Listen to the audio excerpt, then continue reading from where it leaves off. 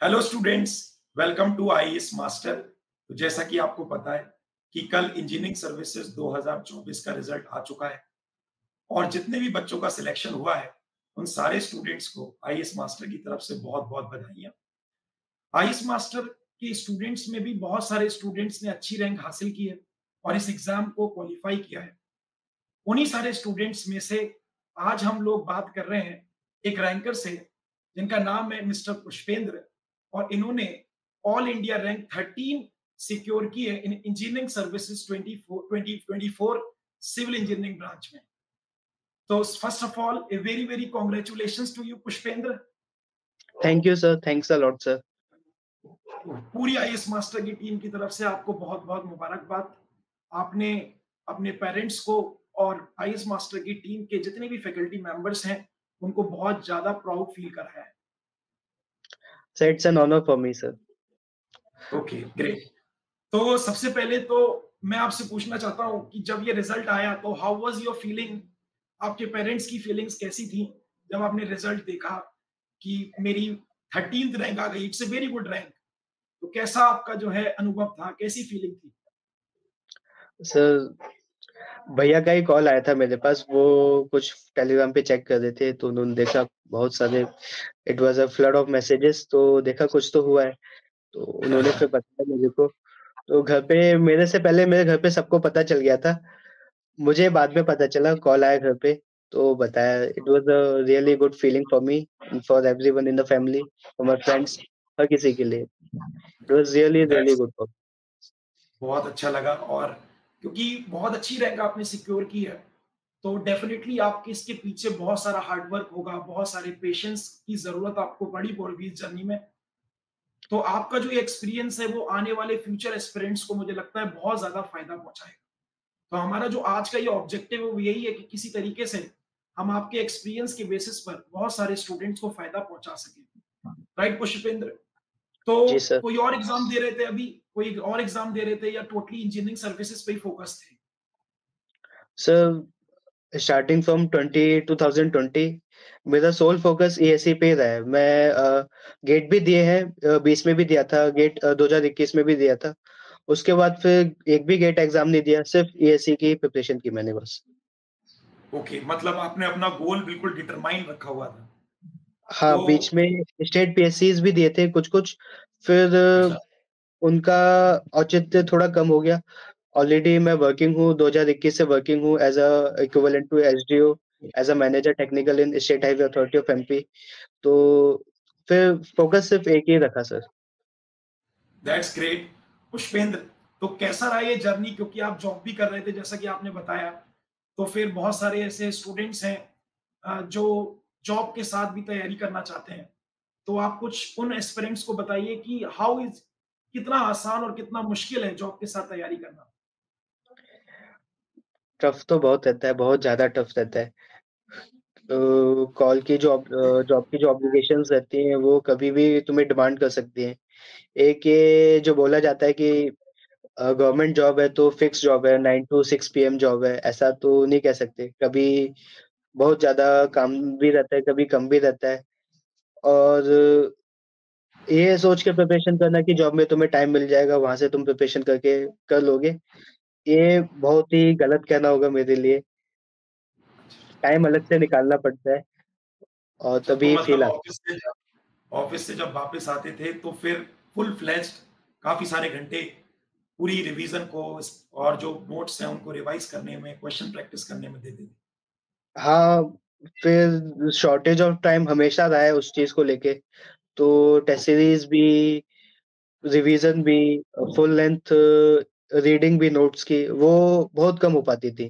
तो प्रायोरिटीज़ में देखना पड़ता था किस चीज़ को ज़्यादा प्रायोरिटी दें, किसको कम दें, जो वर्डेड ज़्यादा हो, जिससे मार्च फैक्ट्स ज़्यादा हो, उस टाइप से। ओके, तो मतलब you are a very right examples for all those students जो ये कहते हैं कि तैयारी करते समय टाइम नहीं मिल रहा है। तो you have cracked this while while doing your job.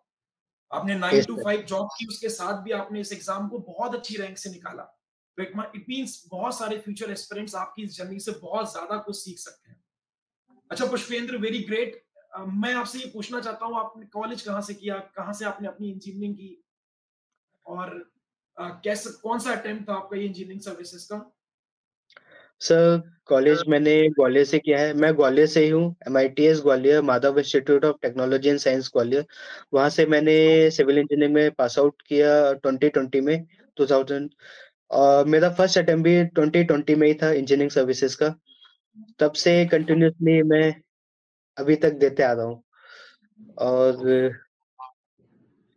Okay, मतलब 2020, आप कई 2021। साल से एग्ज़ाम देते हुए आ रहे हैं। हाँ सो सर, ये मेरा 5th मेंस अटेम्प्ट था। मेंस का आपका कौन-सा अटेम्प्ट था मेंस का? मेंस मेंस का कितने ये बार? मेरा 3rd अटेम्प्ट था। Okay, 4th attempt sorry. 4th attempt, okay.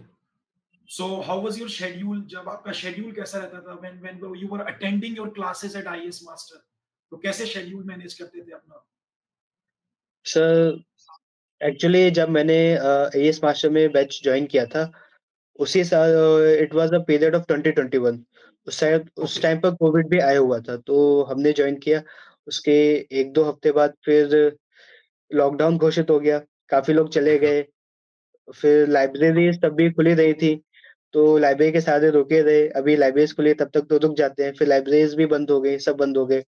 फिर रुकने का कोई वो नहीं था। फिर फ़ेब से एग्ज़ाम पोस्टपोन्ड होके फिर जून में शिफ्ट हो गया था। I think right, right. 18-19 जून के समथिंग था।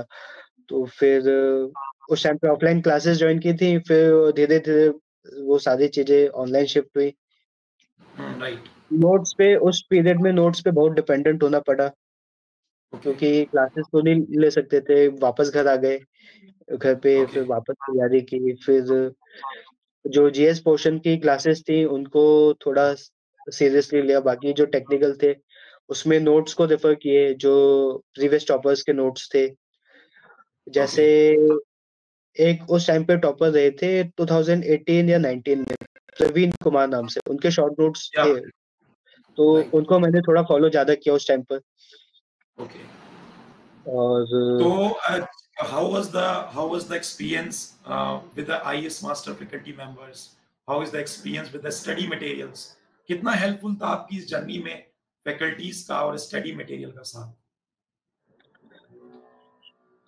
उस टाइम पे फिर क्लासेस तो ली थी, फिर उसके बाद फिर जीएस में काफ़ी हेल्प मिली। जीएस में जैसे क्वालिटी, प्रोजेक्ट मैनेजमेंट, ये सब्जेक्ट्स थोड़े क्लियर हो गए। इतने हो गए थे कि हाँ, एक अच्छा नॉन टेक सब्जेक्ट में इसको किया जा सकता है विद रिवीजन, विद थोड़ी एड ऑन मेहनत से एक अच्छा सफिशिएंट इसको लिया जा सकता है।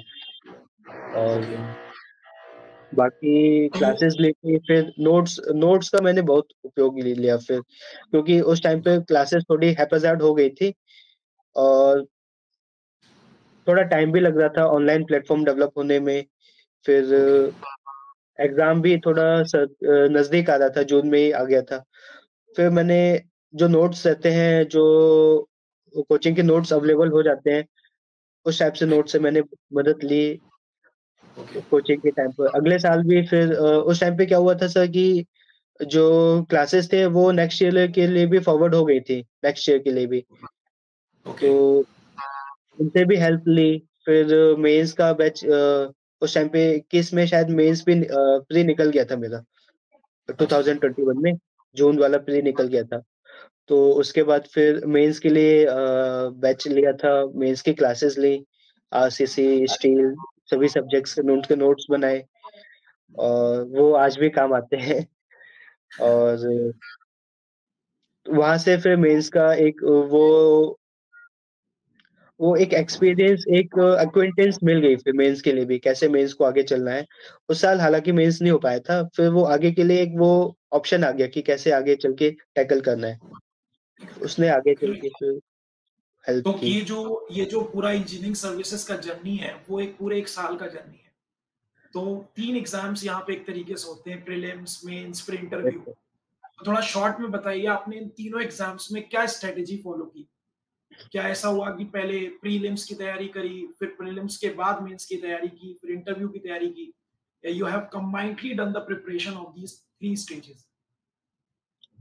इस साल, अगर मैं सर इस साल की बात करूँ बस, तो प्री के टाइम पर एक तो मैंने पहले नोट्स स्टैंडर्डाइज़ किए अपने, कि एक ओके, सीनियर है कार्तिकेय कौशिक नाम के, उनके मैंने उनका वीडियो भी देखा था। उन्होंने बताया था कि सिर्फ़ नोट्स अकेले से ही आपके 90% तक आप अचीव कर सकते हो। इधर-उधर भटकने की राइट, ज़रूरत नहीं है। तो वो ट्रू, चीज़ मेरे को बहुत सही लगी। मैंने उनको नोट्स को थोड़ा अपने भी नोट्स को स्टैंडर्डाइज़ करने के लिए मैंने उनके जो सॉफ्ट कॉपीज़ है उनसे पढ़ना चालू किया। जहाँ-जहाँ डाउट आते थे उनको क्लियर किया। ओके, कुछ-कुछ सब्जेक्ट्स थे, अर्थक्वेक हो गया, कुछ और सब्जेक्ट्स हो गए, जिनको पहले मैंने टच नहीं किया था, उनको भी कवर किया, वाटर टैंक इन सबको भी थोड़ा और अच्छा स्ट्रॉन्ग बनाया और ओके, रिवीज़न रिवीज़न पे ज़्यादा ध्यान दिया मैंने, फुल लेंथ रिवीज़न पे। प्री ओके, में तो फिर ये राइट, राइट, प्री के टाइम तो पर जो रिवीज़न आपने रिवीज़न सर, रिवीजन पे ज़्यादा फ़ोकस किया आपने, ओके। तो इस रिवीजन का ये जो पॉइंट है ये बहुत इंपॉर्टेंट है। जैसे इंजीनियरिंग सर्विसेज का कवरेज बहुत ज़्यादा है, बहुत सारे सब्जेक्ट्स हैं, कहीं से भी कोई भी टॉपिक पूछ लिया जाता है और फिर सर, रिवीजन करना भी इंपॉर्टेंट रहता है। तो ये एक सर। बहुत इंपॉर्टेंट पॉइंट हो जाता है आने वाले एस्पिरेंट्स के लिए कि आप बताइए कि आपने कम कवरेज किया था, ज़्यादा कवरेज किया था और फिर क्योंकि ज़्यादा कवरेज करेंगे तो सिलेबस भी ज़्यादा हो जाएगा। फिर उसको रिवाइज़ सर करना बिकम्स अ डिफिकल्ट टास्क। तो how you managed all these things? Revision कैसे किया ये बताइए थोड़ा स्टूडेंट्स को? सर एक्चुअली क्या है कि इसमें प्रीवियस ईयर्स का भी थोड़ा हाथ है। पहले क्या है कि जब प्रिपरेशन स्टार्ट की थी तो टाइम कम था, चूँकि कम टाइम था तो हम प्रायोरिटी बनाते हैं, किस सब्जेक्ट को टारगेट किया जाए। तो ऐसे स्टार्टिंग में जब फर्स्ट टाइम प्रिपरेशन की तो कुछ सब्जेक्ट्स थे जैसे एनवायरनमेंट, बिल्डिंग मटेरियल, आरसीसी, इनको टारगेट करके स्टार्ट की थी प्रिपरेशन। फिर धीरे-धीरे और भी सब्जेक्ट्स ऐड ऑन करते गए। जैसे-जैसे नेक्स्ट ईयर में एफएम को अच्छा किया, हाईवे ट्रांसपोर्टेशन को और अच्छा किया। फिर लास्ट ईयर में जैसे सारी चीज़ें ऐड ऑन हो गई थी, फिर भी लग रहा था कि कुछ ना कुछ कमी है। नोट्स थोड़े इधर-उधर बिखरे हुए थे। कहीं कुछ किसी जगह पे कुछ टॉपिक है, किसी जगह से कुछ टॉपिक है, तो उनको और स्टैंडर्डाइज़ किया। फिर शॉर्ट नोट्स मैंने अरेंज किए, किसी टॉपिक के शॉर्ट नोट्स। मेरे जो शॉर्ट नोट्स थे वो कुछ-कुछ सब्जेक्ट्स तक ही लिमिटेड थे। हैंडबुक का भी ओके, बहुत यूज़ किया।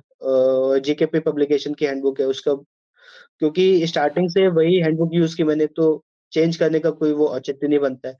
उसको यूज़ और मेन ये है कि टॉपिक छोड़े नहीं इस बार मैंने।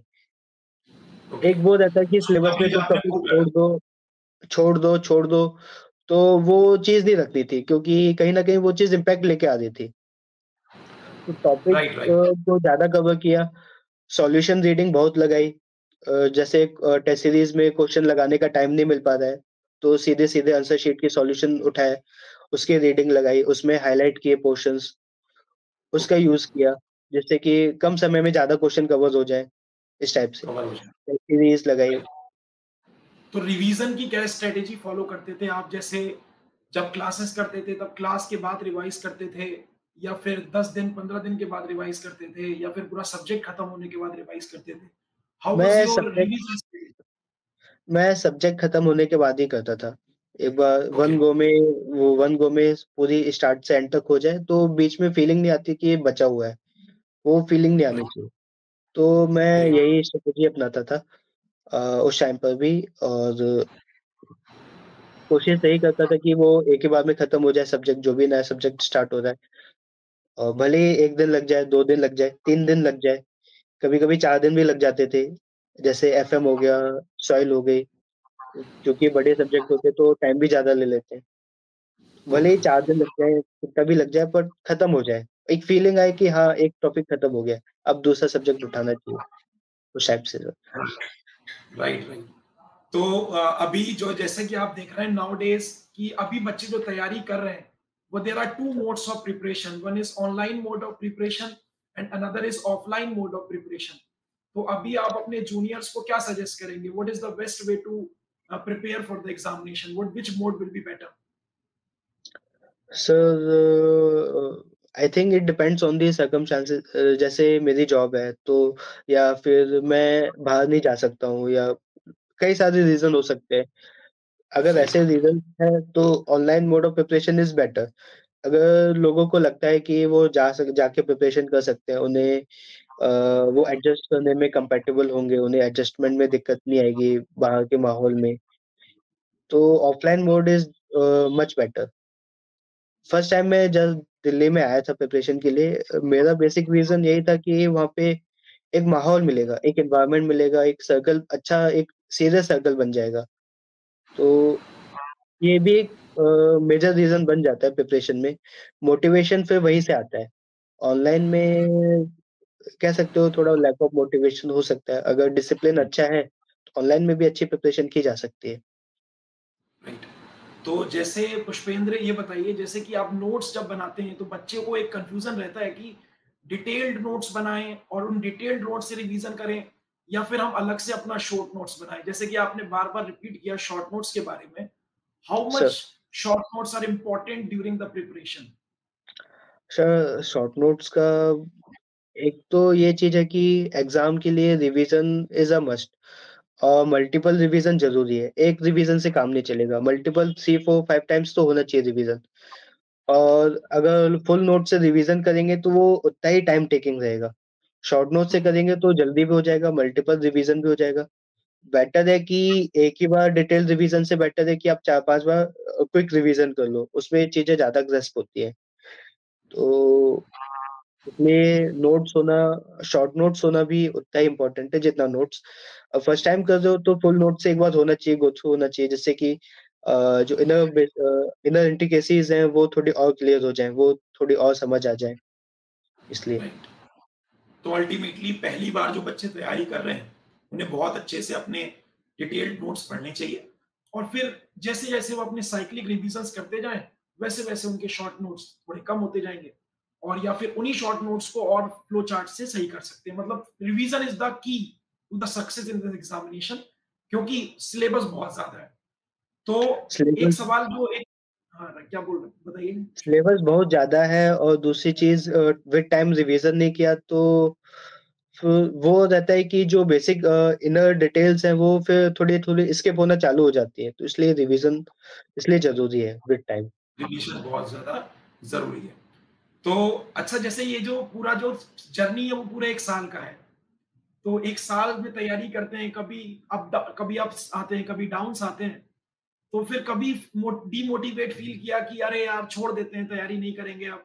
कभी लो फ़ील किया, और अगर ऐसा कभी किया तो how you keep motivated yourself for the whole year? वो तो एग्ज़ाम तो नि करना ही था। वो बहुत समय से माइंड में था कि हाँ, यूपीएससी का एग्ज़ाम तो निकालना ही है, कहीं न कहीं। तो स वो डिमोटिवेशन फ़ेज़ आता है, सबके साथ आता है। इसका एक की ये है कि ये जो फ़ेज़ है वो जैसे 10 लोग हैं, 10 में से 9 का नहीं हुआ सिलेक्शन, तो 9 को कहीं न कहीं ये फ़ीलिंग आएगी। सिर्फ़ मैं अकेला नहीं हूँ जिसको ये फ़ीलिंग आ रही है। ऐसा नहीं है कि मेरे साथ कुछ अबनॉर्मल हो रहा है, नॉर्मल ही चीज़ है ये, मेरे साथ फीलिंग आ रही है, मेरे को डाउट्स आ रहे हैं, वो सबके साथ आ रहे हैं। एग्ज़ाम के पहले सबको पसीना आता है, ऐसा नहीं है कि जो टॉपर है उसको भी पसीना नहीं आ रहा होगा, सबको आता है। तो इट्स अ नॉर्मल फीलिंग, इसको एज़ अ नॉर्मली ट्रीट करना है वो ज़्यादा बेटर है। इसको लेके जितना ज़्यादा पैनिक करेंगे उतना ही खुद के लिए वो रहता है। थॉट्स आते हैं, नेगेटिव थॉट्स भी क्रीप इन करते हैं कहीं न कहीं, उनको बस ये है कि इतना एंटरटेन नहीं करना है। ओके। तो कुछ करते थे, कुछ एक्टिविटीज़ करते थे, कभी जैसे पढ़-पढ़ के सिविल इंजीनियरिंग पढ़-पढ़ के अगर ओवरफ्लो हो गया तो कुछ एक्टिविटीज़ करते थे खुद को एंटरटेन करने के लिए? हाँ सर, आउटिंग हो गई, स्विमिंग हो गई या फिर कुछ ओके। मूवीज़ देखने चले गए, दोस्तों के साथ बैठ लिए, ये सब ओके। चीज़ें।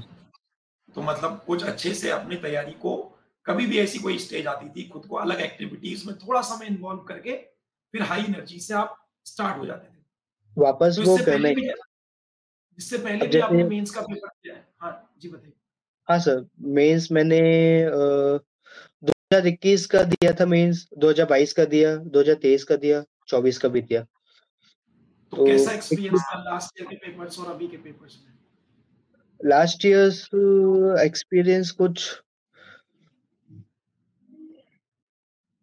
लास्ट ईयर ऐसा रहा कि मुझे लगा मेरे प्री में काफ़ी कम नंबर हैं, बहुत ही ज़्यादा कम है, पता नहीं कट ऑफ निकलेगा भी नहीं निकलेगा। Okay. And I was thinking around 220 के समथिंग मेरे प्री में बन जाएँगे last year. And okay. So I thought अगर इतना कम आ रहा है तो उसे कहीं न कहीं कंपनसेट करना ही है। एक वो उस टाइप का माइंडसेट बनाना पड़ता है। अगर ज़्यादा नंबर आ रहे हैं तो और अच्छा करना है, अगर कम आ रहे हैं तो उसे कंपनसेट करने के लिए अच्छा करना है, पर अच्छा करना है। राइट, अच्छा करना है। मोटिवेशन वो रीज़निंग खुद से बनानी पड़ती है खुद के लिए।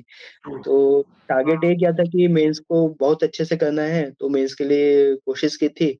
जितना भी out of the job time निकल पा रहा है, रात को बैठ पा रहे हैं। कभी-कभी जैसे 4 साढ़े 4 5 घंटे की नींद ये थोड़ा हो गया था, बीच में हो भी गया था।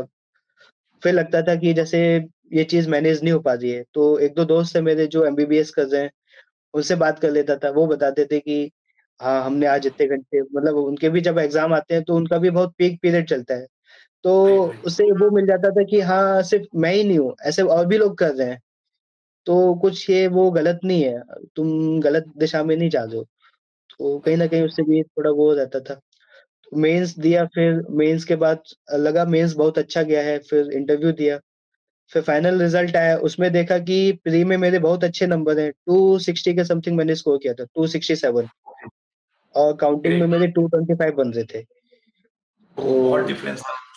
मेंस का मैं काउंट करके चल रहा था मेरे 400 होंगे, 400 प्लस होंगे और मेंस में मेरे कम रह गए। कम तो रह वो गए। कहीं न कहीं रिवर्स कंपेंसेट हो गया कहीं न कहीं, जैसा सोचा नहीं था। फिर इंटरव्यू दिया, इंटरव्यू में भी काफ़ी ठीक थे, 130 थे मेरे, बट फिर फाइनल मेरिट में नहीं आया। तो इसलिए मैं मार्क्स को लेके नहीं सोचता कितने आ रहे, कितने नहीं आ रहे, वो जजमेंट नहीं हो पाता मेरे से। ओके, तो जैसे मेंस के बाद इंटरव्यू देने गए जब आप, तो यूपीएससी हॉल के अंदर कैसा एक्सपीरियंस रहा? कुछ नर्वसनेस थी या फिर अंदर जाके अच्छा फील किया? सर नर्वसनेस थी, थोड़ा फ़ील भी था, थोड़ा ये भी सोचा कि ऑलरेडी 2 इंटरव्यू दे चुका हूँ, ये 3rd इंटरव्यू है, तो ज़्यादा लोड नहीं लेना है और इस माइंडसेट से गया था, नहीं भी होगा तो ऑलरेडी एक अच्छी जगह पे वर्किंग में है, बहुत अच्छी जगह है ये भी, तो कोई दिक्कत ओके, नहीं आनी चाहिए उसको। तो इस ओके, चीज़ का एक मतलब आप कॉन्फिडेंस था कि हाँ, कि अपने पास एक अच्छा बैकअप है, तो इस चीज़ का भी बहुत कॉन्फिडेंस था और साथ में फिर ये भी सपोर्ट था कि जॉब है, तो जॉब से इंटरव्यू में इम्पैक्ट आता है और कंटीन्यूअस जॉब है, एक अच्छी जगह पे 3 साल से है, उसका ओके, इम्पैक्ट कहीं न कहीं आएगा। तो कोशिश मेरी यही थी कि मैं जॉब के दिशा में ओरिएंट करने की कोशिश करूँ इंटरव्यू को। कुछ-कुछ हुआ भी ग्रेट। ऐसा, कुछ-कुछ और कुछ कई सारी चीज़ें थी जो उन्होंने पूछा जो मैं नहीं बता पाया। लास्ट ईयर भी ओके, इंटरव्यू में मेरे साथ यही हुआ था, उन्होंने कई सारी ऐसी चीज़ें पूछी आउट ऑफ द लाइन जिनके मल्टीपल रिस्पॉन्सेज़ दिए, एक रिस्पॉन्स में सैटिस्फाई नहीं हो रहे हैं, सेकंड दिया, उसमें भी नहीं हो रहा, थर्ड दिया, उसमें भी नहीं, फोर्थ दिया, उसमें भी नहीं हो रहे हैं। मल्टीपल रिस्पॉन्सेज़ देने के बाद भी वो उनके एक्सप्रेशंस ऐसे लगते हैं कि पता नहीं हम क्या ही कर रहे हैं और फिर भी उन्होंने अच्छे नंबर दिए थे। तो एक इस चीज़ का माइंडसेट था कि वो कैसा भी वो रिस्पॉन्स वो फेशियल रीडिंग वो बनाए फेशियल एक्सप्रेशन, उस पे ध्यान नहीं देना है। अपने को ध्यान देना है कि हम क्या बोल रहे हैं, कैसे बात कर रहे हैं। एक फॉर्मल रहना चाहिए, it would be more like a gentleman way in a talking. वो चीज़ लगनी चाहिए, दिखनी चाहिए। कोई चीज़ नहीं आ रही है, उस हिसाब से फिर उसको कैसे मना करना है, वो सब ध्यान देना है। Right, great.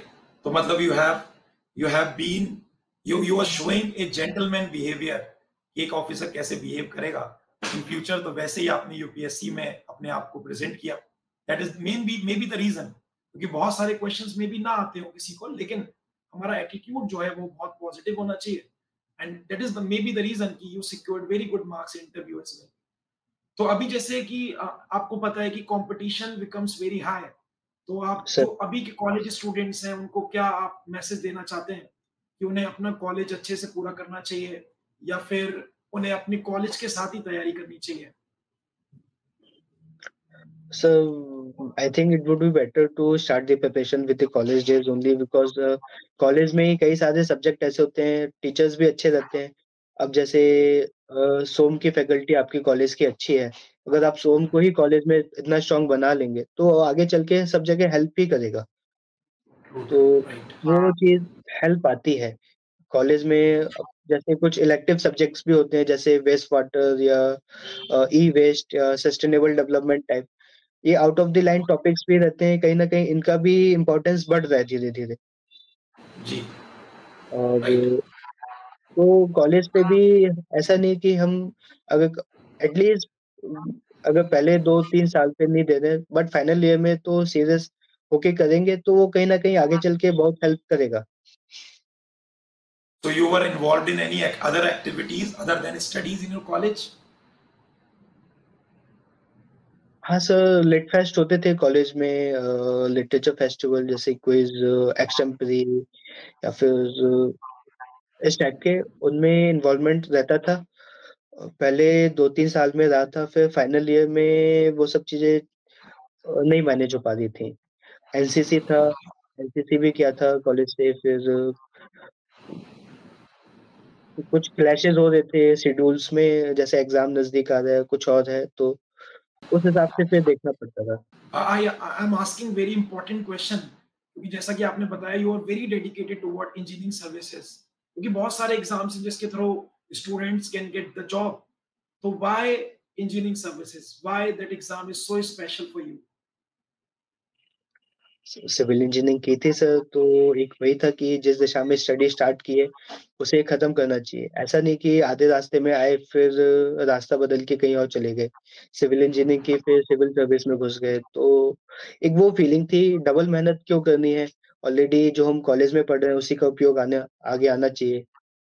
एक ये चीज़ था, तो इसलिए सर ग्रेट। इंजीनियरिंग सर्विस तो ऐसा नहीं दैट इज द कि रीजन। स्टार्टिंग ऐसा नहीं कि स्टार्टिंग सिर्फ इंजीनियरिंग से ही की थी। प्लान था कि at the school days only plan था कि I have to get selected to the NDA but I couldn't clear that so then we अब मूव ऑन तो करना पड़ेगा। ऐसा तो है नहीं कि हम सिर्फ एग्जाम देते रहें, कॉलेज भी जॉइन ना करें। Engineering start right. की उस टाइम पे भी एनडीए के कुछ-कुछ अटेम्प्ट्स दिए थे बट एसएसबी उनमें क्लियर नहीं हुआ तो फिर इंजीनियरिंग पे फिर धीरे-धीरे फोकस शिफ्ट हो गया धीरे-धीरे। स्टार्टिंग में थोड़ा लगता था पता नहीं क्या कर रहे हैं। ये उस समय की बात है जब कॉलेज का फर्स्ट ईयर था, उस समय की बात है। क्योंकि ओके। कॉलेज के फर्स्ट और सेकंड सेम में मैंने सिविल इंजीनियरिंग पे बिल्कुल ध्यान नहीं दिया था, फर्स्ट और सेकंड सेमेस्टर में। मैंने उस टाइम पे एनडीए फिर डिफेंस में ऑफिसर रैंक्स पे मल्टीपल एंट्रीज़ होती हैं, 10+2 एंट्री होती है, एनडीए होती है और भी होती है, नेवी की भी होती है। तो कहीं न कहीं मैं एसएसबी पे ज़्यादा फ़ोकस कर रहा था उस टाइम पर। तो कॉलेज पे इतना फ़ोकस था नहीं, इंजीनियरिंग को लेके बहुत कैज़ुअल था, फिर धीरे-धीरे अच्छा लगा, चीज़ें समझ आती थी तो और अच्छा लगता है। फिर ऐसे-ऐसे फिर ओरिएंटेशन चेंज हुआ धीरे-धीरे। फिर मेरे भैया भी हैं जो सिविल इंजीनियर हैं, उन्होंने भी ओके। थोड़ा और ओपन किया, उन्होंने इंट्रोड्यूस किया कि इंजीनियरिंग सर्विसेज़ से भी एक पेपर होता है जो यूपीएससी कराता है। पहले इतनी नॉलेज नहीं थी यूपीएससी एग्ज़ाम किस-किस के कराता है, 2-3 एग्ज़ाम्स पते थे जो यूपीएससी कराते थे, इसका भी पता चला। फिर कॉलेज में एक हमारे फैकल्टी थे एडहॉक फैकल्टी पे थे 2017 रैंकर शशांक नामदेव, उनसे थोड़ा ओके। इंस्पिरेशन मिला, उन्होंने भी बताया कि हाँ, ये किया जा सकता है। धीरे-धीरे ओके। एक गाइडेंस उस टाइप से बन गई थी, एक माहौल बन गया था, एक इंस्पिरेशन ऐसे-ऐसे धीरे-धीरे डेवलप हो गया कि हाँ, ये करना है और फिर इस दिशा में जब पकड़ अच्छी हो गई प्रॉपर, तो you have a proper guidance from the faculty members, from your seniors, so that may be the reason that you traveled the right path, क्योंकि बहुत यस सारे सर दिस स्टूडेंट्स हैं, they are working hard but they are not reaching their destination, तो guidance actually plays a great role to achieve the goal। और मुझे अच्छा लगा कि आपके साथ बहुत अच्छी गाइडेंस थी। तो अभी सर आप क्या एडवाइस देना चाहते हैं अपने फ्यूचर एस्पिरेंट्स को, अपने जूनियर्स को? सर मेरी एडवाइस ये है कि जो डाउट्स आते हैं, वो आते हैं। उनको आप ये नहीं कह सकते कि वो नहीं आएँगे कभी, वो आएँगे और उन्हीं को टैकल करना ज़्यादा ज़रूरी है। ओके। आप उनको छोड़ के उनको एज़ इट इज़ एक साइड करके आप विदाउट एनी अटैचमेंट आप स्टडी प्रिपरेशन स्टार्ट कर सको, तो वो डाउट्स पे वो इम्पैक्ट नहीं लाएँगे। विदाउट उनको इम्पैक्ट वो नहीं ला पाएँगे, तो ऐसे प्रिपरेशन करो, वो एक अलग बात है। In terms of strategy, pre की स्ट्रैटेजी थोड़ी अलग रहती है, मेंस की थोड़ी अलग रहती है, इंटरव्यू की थोड़ी अलग रहती है। इस साल तो अब जैसे प्री मेंस में ज़्यादा गैप नहीं है, तो अब कंबाइंड स्ट्रेटजी ज़्यादा यूज़फुल रहेगी राइट। और रिवीजन ज़्यादा इम्पोर्टेंट है। प्री के लिए आपको किस तरह से प्री में रिवीजन ज़्यादा इम्पोर्टेंट हो जाता है। Multiple true. रिवीजन, सब्जेक्ट सारे कवर होने चाहिए। ऐसा नहीं कि आप सब्जेक्ट छोड़ के प्रिपरेशन करो। आप सब्जेक्ट छोड़ के करोगे, प्री हो जाएगा, मेंस हो जाएगा, इंटरव्यू तक पहुँच जाओगे। बट वो कहीं न कहीं आगे चल के वो दिक्कत आएगी। रैंकिंग में दिक्कत आ सकती है, मेरिट में दिक्कत आ सकती है। तो सब्जेक्ट कवरिंग इम्पोर्टेंट है। जो भी सब्जेक्ट वीकेस्ट हैं या जो कभी टच नहीं किए, सबसे पहले वो खत्म होने चाहिए, फिर बाकी सब्जेक्ट्स पे आना चाहिए। वो हो जाए। ट्रू। तो जैसे कि पुष्पेंद्र की, जैसा कि अभी हमने बात करी गाइडेंस की, तो सिर्फ टीचर्स की गाइडेंस नहीं, एक अच्छी बुक्स और अच्छे कंटेंट की गाइडेंस भी बहुत इंपॉर्टेंट रहती है। Because if you are learning a good content, then ultimately you are actually reading the exam oriented content. So how was your experience with the postal study material of IES master? Sir जैसा मैंने बताया sir कि मैंने notes को थोड़ा और standardise किया इस साल।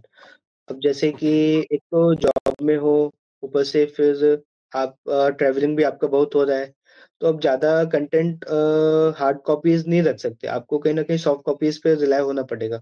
सॉफ्ट कॉपीज़ में मुझे कार्तिकेय सर के नोट्स मिल गए थे, उनका उनको मैंने बहुत यूज़ किया उनको, उस नोट्स को। उनसे पहले भी Karthikeya कुछ-कुछ sir नोट्स थे। was also the student of IS Master only. He was also the हाँ, student of IS Master. तो So और उन्होंने भी यही बोला था कि he was totally focused on IS Master content, और जो भी फैकल्टी मेंबर्स यहाँ पढ़ाते हैं उन्हीं कंटेंट को फॉलो करते थे। तो वो उनको आपको सॉफ्ट कॉपी मिल गई, दैट्स ग्रेट। तो एक स्टैंडर्डाइज़्ड नोट्स की बहुत ज़रूरत थी मुझे, जहाँ पे एक ओके। वन स्टॉप सॉल्यूशन रहे, वन पोर्टल पे सारी चीज़ें मिल जाएँ, किसी भी सब्जेक्ट के नोट्स मिल जाएँ, इधर-उधर भटकना ना पड़े, मैनेजमेंट थोड़ा ईज़ आउट हो जाता है इसमें। तो वहाँ से रिवीज़न करने में बहुत हेल्प हुई। ऐसा तो है कि देखो ये चीज़ तो है कि कहीं न कहीं टॉपिक्स पढ़े हुए हैं तो चीज़ें आती हैं, बट वन स्टॉप में उनको वन गो में रिवीज़न करने के लिए वन गो में मटेरियल भी चाहिए रहता है। वो सॉफ्ट कॉपी से काफ़ी हेल्प मिली थी इस चीज़ को लेकर। और फिर टेस्ट सीरीज़ का भी बहुत इम्पोर्टेंस है। टेस्ट सीरीज के बारे में पूछना चाहता हूँ, how was your experience with test series? और इसमें दो क्वेश्चन है, एक तो टेस्ट सीरीज का क्या इंपॉर्टेंस है, कैसा एक्सपीरियंस रहा, और ये होता है कि बच्चे कभी टेस्ट में कम मार्क्स आते हैं तो वो बड़ा डिमोटिवेट फील करते हैं कि मेरे टेस्ट में कम मार्क्स आ रहे हैं, मैंने तो सारा सिलेबस कर लिया। देन उनको क्या सजेस्ट करना चाहेंगे आप? तो अब मेरा सजेशंस 2 चीज़ें हैं। एक चीज़ जो मैं खुद मानता आया हूँ कि अगर आप स्टडी मोड में बैठे हो, प्रिपरेशन फेज़ में हो, आप ये मान के चलिए आपकी ग्रोथ एक्स्पोनेंशियल होगी। अगर आज आपके 1 नंबर आ रहा है, तो कल 2 आएँगे, परसों 4 आएँगे, अगले दिन 8 आएँगे। ऐसा नहीं कि आपका 1, 2, 3, 4 बढ़ेगा, धीरे-धीरे। वो एक्स्पोनेंशियल ग्रोथ दिखेगी और जो उसका पीक है, वो एग्ज़ाम वाले दिन निकलना चाहिए। उसके राइट। बाद भले ही डाउन हो जाए कोई फ़र्क नहीं पड़ता, बट एग्ज़ाम वाले दिन वो पीक निकलना चाहिए। तो उस हिसाब ट्रू। से थोड़ी स्टडी को अलाइनमेंट करना रहता है, उस हिसाब से थोड़ा शेड्यूल बनाना पड़ता है। और शेड्यूल भी ऐसा नहीं कि एकदम फिक्स रहेगा, उसमें भी कुछ चेंजेस करने पड़ेंगे। रिवीज़न अब प्री में रिवीज़न बहुत ज़्यादा इम्पोर्टेंट रहता है। अब टेस्ट सीरीज़ मैंने भी जैसे दी थी, तो मेरे भी मार्क्स नहीं आ रहे थे टेस्ट के अंदर। मैंने देखा कि रिवीज़न मैंने सारा कर लिया, सारे सब्जेक्ट्स के रिवीज़न हो गए, जीएस का भी हो गया। जब तक जीएस का हुआ तब तक टेक्निकल थोड़ा स्लिप होना स्टार्ट हो गया, टेक्निकल से।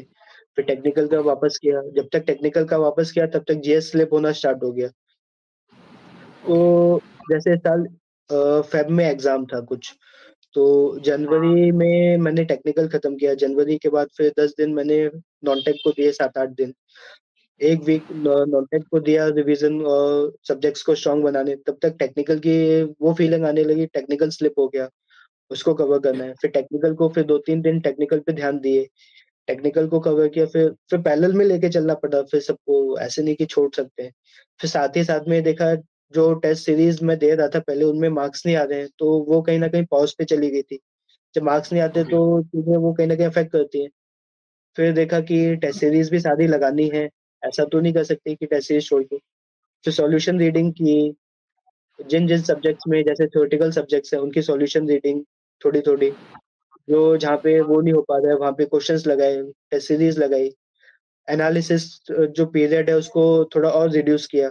चूँकि टाइम की शॉर्टेज भी बहुत रहती है तो कहीं न कहीं चीज़ें छूटती हैं, वो श्योर शॉट है, वो कहीं न कहीं छूटेंगी। और प्रिपरेशन का ये रूल नंबर 1 है कि आप कभी नहीं बोल सकते आपकी प्रिपरेशन 100% हो गई है, वो कभी कह ही नहीं सकते। तो उस या फीलिंग के साथ थोड़ा कॉम्प्लेसेंट होना पड़ता है। बहुत सारे स्टूडेंट्स तो यही सोचते हैं कि कब इसका एंड हो जाए। यूपीएससी का कोई भी एग्जाम है उसका तो कोई एंड ही नहीं है। We need to stop somewhere, right? नहीं तो फिर हम कभी अपना यही करते रहेंगे अपने सिलेबस के पीछे, बहुत सारा सिलेबस, क्योंकि बहुत सारी चीजें हैं। जैसे कि आपका मुझे बहुत अच्छा लगा एक ये आपने चीजों को प्रायोरिटीज दी, सब्जेक्ट को प्रायोरिटीज दी, सब्जेक्ट में टॉपिक्स को प्रायोरिटीज दी, और सर, तो वो एक कहीं ना कहीं आपको फायदा हुआ उसका, और इसी वजह से आप आपकी डबल डिजिट रैंक है। 13th rank is very nice rank. तो अगर स्टूडेंट्स जो है, मुझे लगता है कि ये आपकी बताई हुई स्ट्रेटेजीज या फिर फैकल्टी मेंबर्स की बताई हुई स्ट्रेटेजीज को फॉलो करें, तो फिर वो कोई भी एग्जाम और कोई भी रैंक ला सकता है। सर, एम आई राइट? सर स्ट्रेटेजीज़ सबकी पर्सनल रहती हैं। ऐसा नहीं कि ये एकदम श्योर शॉट है, परफेक्ट है। बट की इंग्रीडिएंट्स रहते हैं, सबके सेम ही रहते हैं कि हाँ, रिवीजन होना चाहिए टाइम से, एक शेड्यूल होना चाहिए। शेड्यूल में ये पता रहना चाहिए कि आपने क्या टारगेट लेके चले थे, कितना कवर हो गया, कितनी पेंडेंसी बची है। एक कंटिंजेंसी प्लान होना चाहिए। हर हफ्ते में आपने 1 दिन या आधा दिन या हर 2-3 दिन में आपने 3-4 घंटे कंटिंजेंसी में दे दिए कि कोई टॉपिक पेंडिंग में चला जा रहा है, तो उसको उस पीरियड में खत्म कर लेना है। ज़्यादा डिले नहीं करना है। उससे क्या है कि चीज़ें ऑन द ट्रैक जितनी ज़्यादा रहेंगी, जितनी जल्दी सिलेबस खत्म होगा, उतना ही आगे चल के जो पीक पीरियड रहेगा, गोल्डन पीरियड रहेगा एग्ज़ाम से 2-3 दिन पहले का, उसको और अच्छा यूटिलाइज़ कर पाओगे। तो वो चीज़ रहती थी। और दोस्तों का भी मतलब इम्पोर्टेंस रहता था सर्कल का, एक सर्कल रहता है तो एक अच्छा रहता है। राइट। सर्कल से भी हेल्प गुड मिलती थी। Friends are very important. Pre में, मेंस में कुछ-कुछ ऐसे ये अच्छी चीज़ थी कि कुछ-कुछ अच्छे दोस्त मिल जाते थे जिनसे काफ़ी हेल्प हुई है प्री को लेके, मेंस को लेके, गाइडेंस को लेके। कभी जैसे मोटिवेशन डाउन हो रहा है उसको लेकर और इन सब चीज़ों को लेकर। दैट्स बट गुड ये है पुष्पेंद्र। कि What बट I ये है am कि seeing in you that you are very positive towards your goal, towards the people whom you followed. तो ये positive approach is very very impressive in you, और मुझे लगता है ये कुछ कारण है जिसकी वजह से आपने जॉब के साथ भी बहुत अच्छी रैंक हासिल कर ली। कह सकते हैं sir. That's good.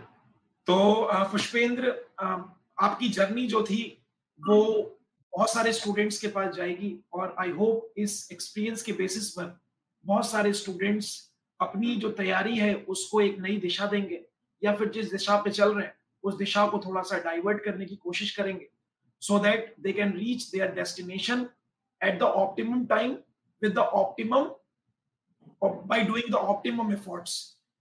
Sir So, yeah, tell me. You want to sir say something? No sir, no sir. You have any? You want to say something at the end? Any suggestion to the future aspirants? Anything you sir want to say? suggestion is that the have a faith in self. Uh, doubts may come, doubts, but they shall go. They shall not remain intact with you. And be in the preparation phase till the time you are इस तरह से कि ये last attempt है, इसके बाद देना ही नहीं है। बस यही ये फीलिंग रहेगी तो डेडिकेशन अच्छा रहेगा, मोटिवेशन अच्छा रहेगा और टाइम वापस तो आएगा नहीं। तो उस हिसाब से प्रिपरेशन में वो ज़्यादा इम्पोर्टेंट है। Sir, That's great. So, Pushpendra, you have been an excellent student at IAS Master. बहुत बहुत शुक्रिया अपना कीमती समय देने के लिए and sharing your experience with all the future aspirants. Thank you so much Pushpendra, God bless you. Thank you sir, thanks a lot sir.